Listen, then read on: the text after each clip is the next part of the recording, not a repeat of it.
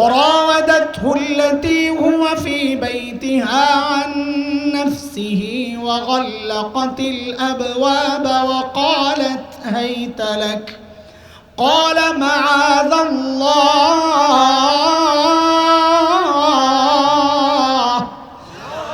إنه ربي أحسن مثواي إنه لا يفلح الظالمون ডাক দিছেন কারে? তো আল্লাহ 24 নম্বর আয়াত আল্লাহ বলতেছেন আমি কাযালিকা লিনাসরিফা আনহু সুআল ফাহশা, আমি আল্লাহ নিজে বাঁচাইয়া দিছি। তো হযরত ইউসুফকে বাঁচাইছেন কে? কিভাবে বাঁচাইছেন পরবর্তী আয়াতগুলোতে আসছে। আল্লাহ বলতেছেন ওয়াস্তাবাকাল বাব وقدت قميصه من دبر وألف يا سيدها لدى الباب قالت ما جزاء من أراد بأهلك سوءا إلا أن يسجن أو عذاب أليم হযরত ইউসুফ দৌড় দিয়েছেন দরজার দিকে। কোন দিকে? কোন দিকে কথা বলেন? উনি কি দেখেন নাই দরজা যে বাহির দিয়ে বন্ধ? ওই জন্য বলছি কথাটা, দেখেন নাই? আরে ভেতর দিয়ে বন্ধ থাকলে তো ট্রাই করতো তালা তোলা টাইনা টুইনা দেখে খোলা যায় কিনা। দরজা তো বাহির দিয়ে বন্ধ, তো এই ট্রাইয়েরও তো সুযোগ নাই। তাহলে কেন দৌড় দিলেন আন্দাজি? কারণ তার ঈমান ছিল নবীওয়ালা ঈমান। তিনি চিন্তা করেছেন আমি যে আল্লাহকে ডেকেছি সাহায্যের জন্যে, ওই আল্লাহ আমাকে একা ছাড়তে পারেন না। তো দৌড় দিয়েছেন দরজার দিকে। বিভিন্ন বড় বড় মার্কেটে দেখবেন গ্লাসের ডোর দুই দিক থেকে বন্ধ হয়, সেন্সর লাগানো। মানুষ যখন যায় মানুষের গ্রান পাইলে আস্তে দরজা খুলে যায়, আবার চলে গেলে আবার দরজা ক্লোজ হয়ে যায়। দেখেন নাই? ওখানেও একটা মেশিন লাগানো ছিল। সেই মেশিনটা হচ্ছে আল্লাহর হুকুমের মেশিন। কার মেশিন? যেই হযরত ইউসুফ দরজার সামনে গেছেন দরজা খাট করে খুলে গেছে। একটা দুইটা তিনটা চারটা পাঁচটা ছয়টা খুইলা 7 নম্বর মেন দরজা, এটার সামনে যায় যখন দরজা খুলছে যায়ই পড়ছে জামাইয়ের সামনে। আচ্ছা এই দৃশ্য দেখলেই তো বোঝা যায় কে অপরাধী। ইউসুফ দৌড়াইতেছে, পিছন দিয়া জুলাইখা ধাওয়া করছে, দেখলে বোঝা যায় না কে অপরাধী? জুলাইখা ধরার চেষ্টা করছে মোল্লারে। মোল্লার জামা তো নরম, পচা কাপড়, পিছন দিয়া টাইনা টাইনা ছিঁড়ে লাইছে জামা। হ্যাঁ, কোন দিক দিয়ে ছিঁড়ছে?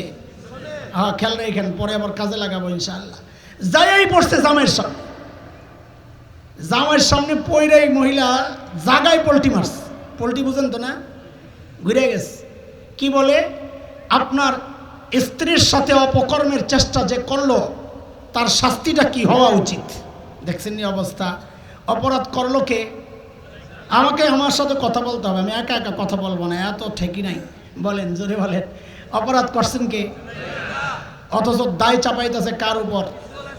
তো অপরাধ করছে নিজে, চাপায় মোল্লার কান্দে, পুরাই হাসিনা স্টাইল। আর কথা বলেন না, কার স্টাইল এটা? হাসিনার স্টাইল। গোটা 16 বছরে এই কামই করছে বেটি। এখন নিজেই বলতেছে শাস্তি কি হওয়া উচিত, সিদ্ধান্ত নিজেই দেয়। হয় ওরা আয়না করে ঢুকান। আপনি কবেন তখন কি আয়না করছিল?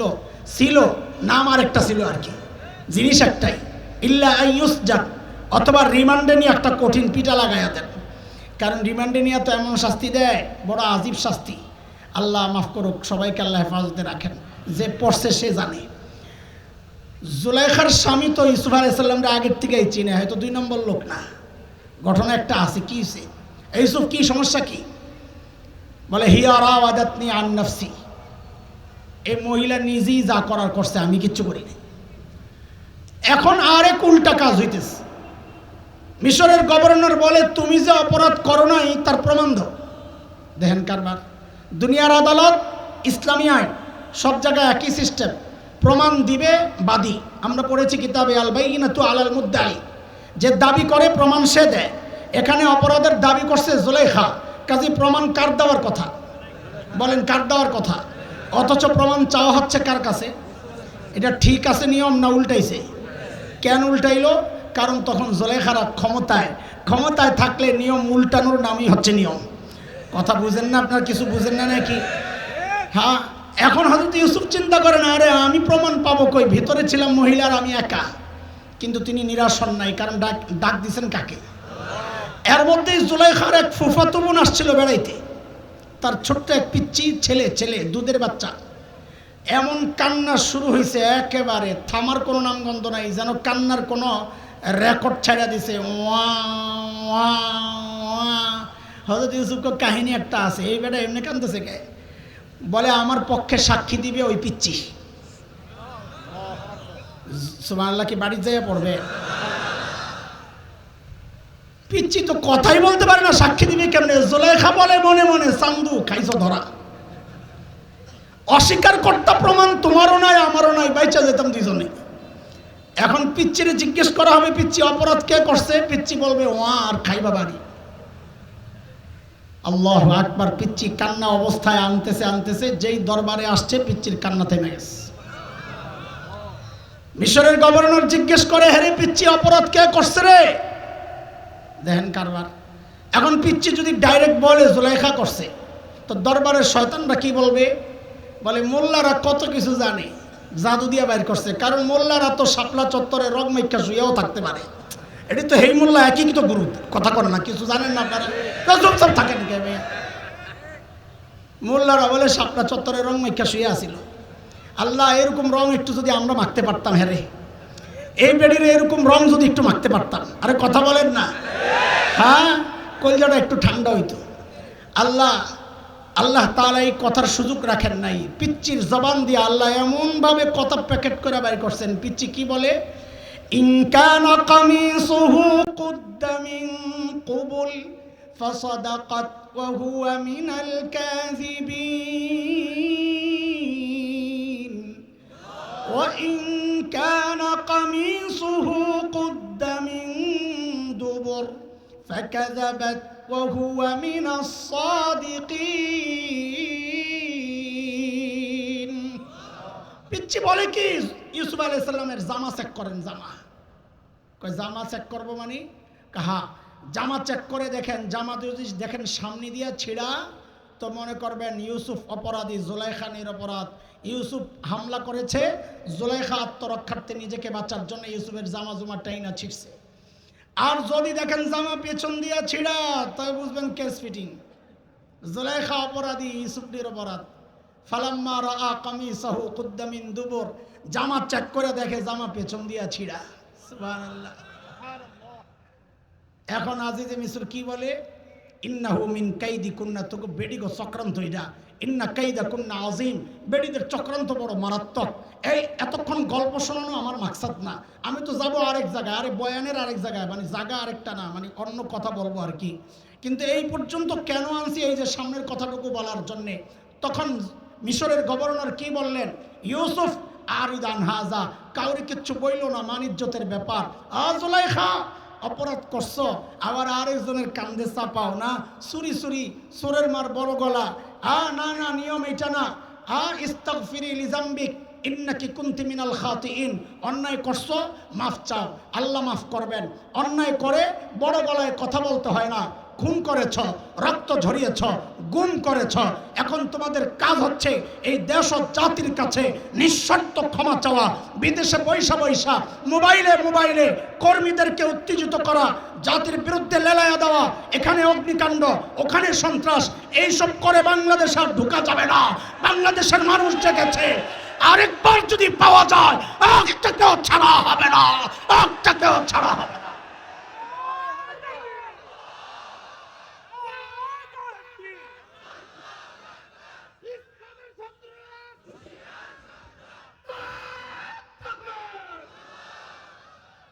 মুহতারাম হাজরিন, এই গেল হাসরের মাঠের এক প্রকার। মনে আসেনি? কথা না ভুলে গেছে।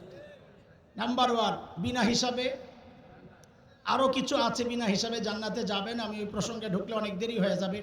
এই উম্মতেরও 70,000 বিনা হিসাবে জান্নাতে যাবে। সুবহানাল্লাহ পড়েই লিখেছেন।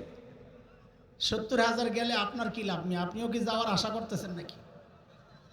কেমনি ইনশাল্লাহ? সাহাবি রয়ে গেছে না? আমি সাহাবিদেরকে না পাঠাই আম করে দিয়ে দিব নাকি? সাহাবির সংখ্যা কত?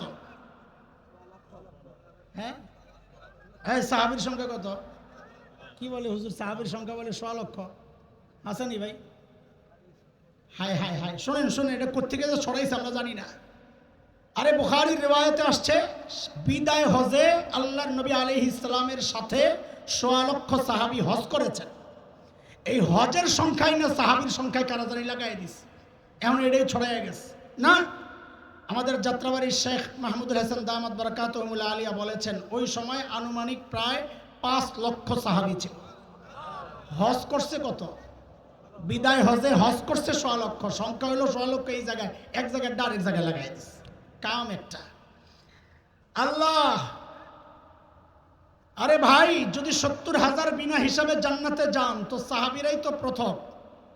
সাহাবীদের তো থাকে আরো 4,30,000। আপনি সুবহানাল্লাহ পড়েন কোন আশায়? হুজুর আশা একটা আছে। কেন? ওই নবী আলাইহিস সালাম ঘরে গেছেন এই কথাটা বইলা আয়েশা দেখেন সাহাবীদের মধ্যে ফিসফাস চলতেছে, আরে কারা জানি যাবে, উফ আমি যদি থাকতাম, এই কাম চলতেছে।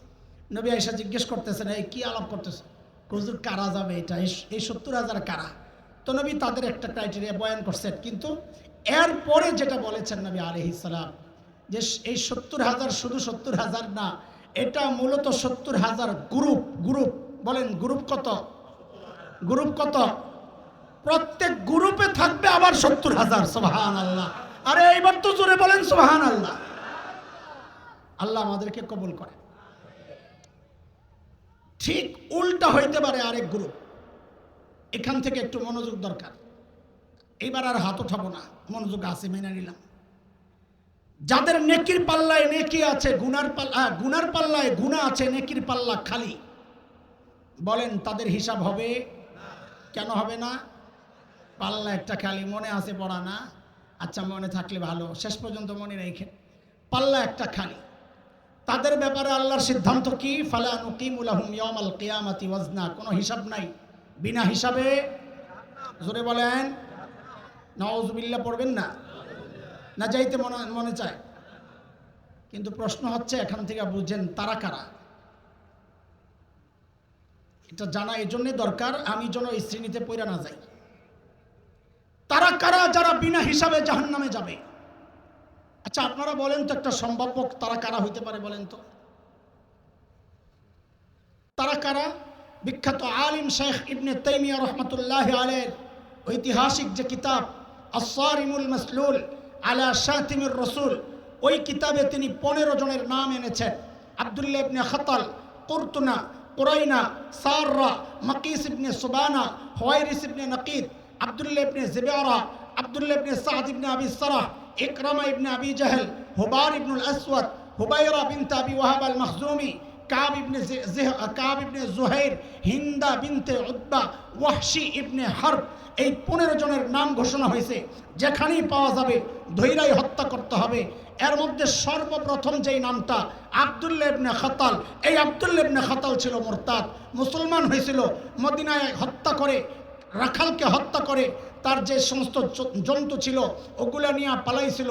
তার উপর মৃত্যুদণ্ড জারি 2 কারণে, মুরতাদ হওয়ার কারণে, হত্যার কিসাস হিসাবে এই আব্দুল্লাহ ইবনে খাতাল মুরতাদ। তার মানে কি বোঝা গেল? নবী আলাইহিস সালামের যুগেও মানুষ ইসলাম থেকে বের হয়েছে, সাহাবীদের যুগেও ইসলাম থেকে বের হয়েছে। হযরত আবু বকরের জমানায় মুসাইলিমাতুল কাজ্জাবের অনুসারী, মিথ্যা নবুয়তের দাবিদার, তার অনুসারী যারা ছিল তারাও মুরতাদ ছিল। এই যুগে মানুষ মুরতাদ হচ্ছে আগের চেয়ে 1000 গুণ বেশি মাত্রায়। কিন্তু পার্থক্যটা কোথায় জানেন? সংখ্যায় না, সংখ্যায় না। পার্থক্য একটা বড় আজীব এক কথা তিনি বলেছেন। পার্থক্য হচ্ছে, ওই যুগে যারা ইসলাম থেকে বের হতো সে নিজেও জানতো আমি ইসলাম থেকে বের হয়ে গেছি, ওই সমাজও জানতো সে ইসলাম থেকে বের হয়ে গেছে, যার কারণে সাইয়্যিদনা আবু বকর তাদের বিরুদ্ধে জিহাদ ঘোষণা করেছেন। সেই মদিনা থেকে 900 কিলোর কাছাকাছি মুসাইলিমাতুল কাজ্জাবের ঘাঁটি আস্তানা আমি গিয়েছিলাম দেখার জন্যে। ওখানে সাহাবীরা যায় যুদ্ধ করেছেন।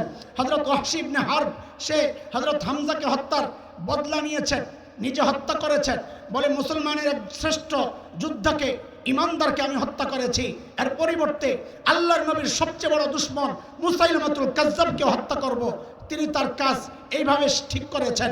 ও দোস্ত, সাহাবী যুগেও মানুষ মুরতাদ হয়েছে, কিন্তু মুরতাদরা জানতো আমি ইসলাম থেকে বের হয়ে গেছি, সমাজ জানতো ইসলাম থেকে বের হয়ে গেছে। আফসোসের কথা, এই যুগে আর চেয়ে আরো 1000 গুণ বেশি মানুষ মাত্রায় মুরতাদ হচ্ছে, কিন্তু সে নিজেও জানে না আমি ইসলাম থেকে বের হয়ে গেছি, ওই সমাজও জানে না সে ইসলাম থেকে বের হয়ে গেছে। বলে আপনার এই কথার প্রমাণ কি? প্রমাণ হচ্ছে 2013 শাহবাগের গণজাগরণ মঞ্চের আড়ালে নাস্তিক ব্লগাররা যখন বসে বসে আল্লাহর নবী সাল্লাল্লাহু আলাইহি ওয়াসাল্লামকে নিয়ে এমন সব বাজে লেখালেখি করছিল, তাদের নেতৃত্ব দিচ্ছিল রাজীব হায়দার। এদেশের কিছু ইমানদার মর্দে মুজাহিদ যখন রাজীব হায়দারকে হত্যা করে, আপনাদের পলাতক নেত্রী সেদিন সংসদে দাঁড়ায় বলেছিল রাজীব হায়দার হচ্ছে দ্বিতীয় মুক্তিযুদ্ধের প্রথম শহীদ। নাউযুবিল্লাহি মিন যালিক। আল্লাহর নবীর দুশমনকে যে শহীদ বলতে পারে তাকে আমরা কি করে মুসলমান বলবো? আফসোসের কথা, সমাজ জানে না সে মুরতাদ হয়ে গেছে। প্রমাণ, শাহবাগে তাদের জানাজা হয়েছে, মানে সমাজ জানে না সে মুসলমান না, তো জানাজা কিসের? হ্যাঁ আমরা জানি। আপনারা বলবেন হুজুর জানাজা আপনারা কেন পড়াইলেন? আপনার মতো কোনো হুজুরই তো পড়াইছে, কাহিনী তো জানেন না। হুজুরে জোর করে নেওয়া হয়েছে, ওরা ওদের শক্তি দেখাইছে, মাওলানাও তার শক্তি দেখাইয়া দিছে। বলে তার শক্তি কি? অজু ছাড়া নামাজ পড়ে দিছে। কি করছে? ওরা ওদের শক্তি দেখাইছে, মাওলানা শক্তি দেখাইছে। আবার কয় তকবীরে জানেননি? 3 তকবীরে। জানাজা কয় তকবীরে পড়াইছে? কয় তকবীরে? তা আমি একজনকে জিজ্ঞেস করলাম, পিছন থেকে কেউ ভুল টুল ধরে নেই যে তকবীর একটা বাদ আছে? পিছনের গুলা জানলে না জানা যায় তাকবীর কয়টা, কারণ যেগুলা পড়ছে ওগুলো তো ওই মার্কাই। দেখেন 2013 না আরো পর পর্যন্ত ব্যক্তিগতভাবে নাস্তিকতার চর্চা হচ্ছিল, বিশেষ করে অনলাইনে ব্লগের মাধ্যমে। কিন্তু আফসোস, আফসোস, আরো বলি আফসোস, এখন রাষ্ট্রীয়ভাবে এদেশের মানুষকে নাস্তিক বানানোর পায়তারা চলছে। দোস্ত, আমি বলি মাঝে মধ্যে, বাংলাদেশে এক পাইপ লাগানো ছিল, হিন্দুস্তানের পাইপ, আমি নাম দিছি দাদাদের পাইপ। নেতৃত্বে ছিল হাসিনা গণ। এর মাধ্যমে, এই পাইপের মাধ্যমে হিন্দু সংস্কৃতির সয়লাভ হয়েছিল এই দেশে, তাও বাঙালি চেতনার নামে। জুলাই আগস্টের বিপ্লবের মাধ্যমে ওই পাইপ ক্লোজ হয়েছে। এখন আরেকটা পাইপ ঢুকছে, সেটা দাদাদের না, সেটা দাতাদের। আগে ছিল পশ্চিমের, এখন পশ্চিমাদের, ওই ইউরোপিয়ানদের, ওই দাতাদের পাইপ ঢুকছে। তার নেতৃত্বে আছে ওই দাদাদের 5টা গোলামরা, এনজিও কর্মীরা। তারা এখন রাষ্ট্র ক্ষমতায়, এমন এমন আইন তারা চালু করছে, জাতীয়ভাবে রাষ্ট্রীয়ভাবে 1.9 কোটি মানুষকে মুরতাদ বানানোর মিশন তারা হাতে নিয়েছে। ট্রান্সজেন্ডার, গত বছর এই মাহফিল আমি বলেছিলাম, ট্রান্সজেন্ডারের মতো এক ভয়ঙ্কর, শুধু ইমান বিধ্বংসী না, সমাজ বিধ্বংসী এক বিষয়কে, পশ্চিমা কালচারকে তারা বাংলাদেশে প্রতিষ্ঠিত করার জন্য রাষ্ট্রীয় স্বীকৃতির ব্যবস্থা করেছে। আপনারা ঘুমাইতে থাকেন, একটার পর একটা ইমান বিরোধী, ইসলাম বিরোধী তারা সিদ্ধান্তগুলো নিচ্ছে। আপনারা কথা বলছেন না, মনে করছেন এটা শুধু আলেমদের দায়িত্ব। না না দোস্ত, ইমান সবার। আপনিও ইমানদার, আমিও ইমানদার। ইমান রক্ষা করা সবার দায়িত্ব, আলেমের বিরোধিতা নয়। অতীতে আমরা দেখেছি আলেমরা ইমান কেন্দ্রিক কোনো আওয়াজ উঠাইলে আপনারা প্রতিবাদ আলেমদের সাথে করবেন, তা করেন নাই। বহু পোড়া কপাল আলেমদের বিরুদ্ধাচরণ করেছেন। দোস্ত, এটা রাজনীতির ব্যাপার না, এটা আমার ইমানের ব্যাপার, এটা আমার বিশ্বাসের ব্যাপার, এটা আমার আকীদার ব্যাপার, এটা আমার চেতনার ব্যাপার। ভবিষ্যতে এমন চক্রান্ত আরো হবে।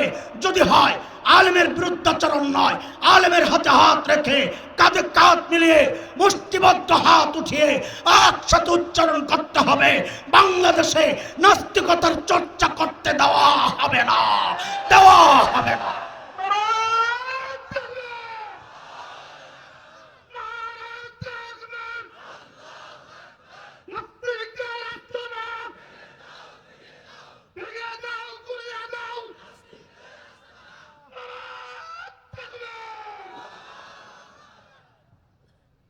স্লোগান দিয়ে আবার ভুইলা যান নাই তো পড়া। হাসরের মাঠে শ্রেণী কয়টা? কয় শ্রেণী গেল? কথা বলে না। দেখেন, এই 2 শ্রেণীতে হওয়ার সম্ভাবনা আমাদের বিনা হিসাবে জান্নাতে যাওয়ার আশা তো করি, তো বাস্তবতা মিলে না। আমাদের গুনার পাল্লা তো একেবারে খালি না।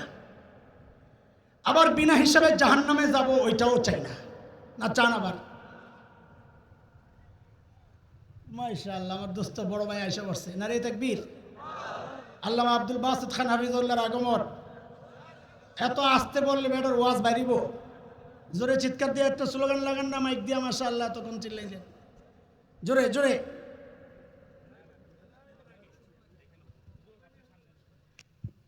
আমি যদি আর কথা চালা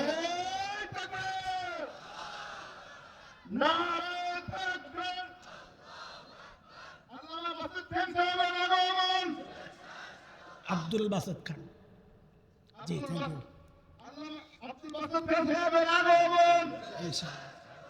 সালামপুরবাসীর পক্ষ থেকে আমার সভাপতি, তুমি নাম অর্ধেক বললে হইব? আমার দায়িত্ব না প্রতিবাদ করা? আমার বড় ভাই আব্দুল বাসিত খান হাফিজাহুল্লাহ। দেখেন, এই কথা কেউ অস্বীকার করলে বোকা, যে আব্দুল বাসিত খান রে বসায় হাসান জামিল বয়ান করছে, এটা আপনাকে ঠগানো ছাড়া কিচ্ছু না। এই জন্যে আমি চাই আপনারা বঞ্চিত না হন। আমার ভাই একটু লম্বা করে বয়ানটা আজকে করুক। আমার আধা ঘন্টা দিলাম, ওনার 1 ঘন্টা বরাদ্দ, টোটাল কত হইল? আজকে আমার ভাইয়ের জন্য 1.5 ঘন্টা বরাদ্দ ইনশাআল্লাহ, ঠিক আছে না? আল্লাহ কবুল করেন। কয় শ্রেণী কইছি? আল্লাহ খালি মনে করায় দিয়ে। আবার যদি বেটারা এবার তো দাওয়াত দিছে ঠিকা, ভবিষ্যতে ঠেকাঠেকি নাও তো থাকতে পারে, আরও বড় কাউরে পায়ে যেতে পারে। যদি না পায়, যদি আবার আম করে দাওয়াত দেয় ভাঙ্গাসুরা ল্যাংরা আতুর, তাহলে মনে করাইয়া দেওয়া লাগবে যে 2 শ্রেণী কিন্তু হুজুর রয়ে গেছে, ঠিক আছে ইনশাআল্লাহ। আল্লাহ সে পর্যন্ত আমাদের সবাইকে ভালো রাখেন, আমিন। ওয়া আখিরু দাওয়ানা আলহামদুলিল্লাহি রাব্বিল আলামিন। আসসালামু আলাইকুম। কিসে